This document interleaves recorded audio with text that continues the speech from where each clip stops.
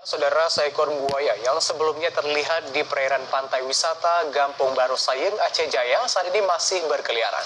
Buaya tersebut diperkirakan sudah 3 hari di laut, namun belum ada penanganan dari dinas terkait untuk melakukan penangkapan. Sebuah video warga memperlihatkan seekor buaya yang berada di pinggiran pantai di lokasi wisata Gampong Baru Sayeng, Kecamatan Setiabakti, Aceh Jaya.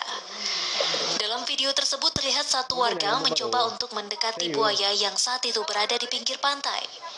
Buaya yang terlihat di perairan pantai ini diduga berasal dari sungai yang berada dekat dengan lokasi wisata, karena daerah tersebut juga salah satu lokasi tempat berkembang biak buaya. Kemunculan buaya di perairan laut tersebut membuat warga dan wisatawan enggan berkunjung ke lokasi wisata tersebut karena dikhawatirkan dapat diserang oleh buaya. Para warga berharap buaya ini dapat segera ditangkap dan dievakuasi ke tempat asal, sehingga tidak menimbulkan korban jiwa, terutama bagi pengunjung lokasi wisata dan para nelayan. Ketua Pemuda Gampong Baru Sayeng, Teguh Jufrizal menyampaikan, buaya di perairan lokasi wisata sering kali menampakkan diri, baik di pagi hari maupun pada siang hari.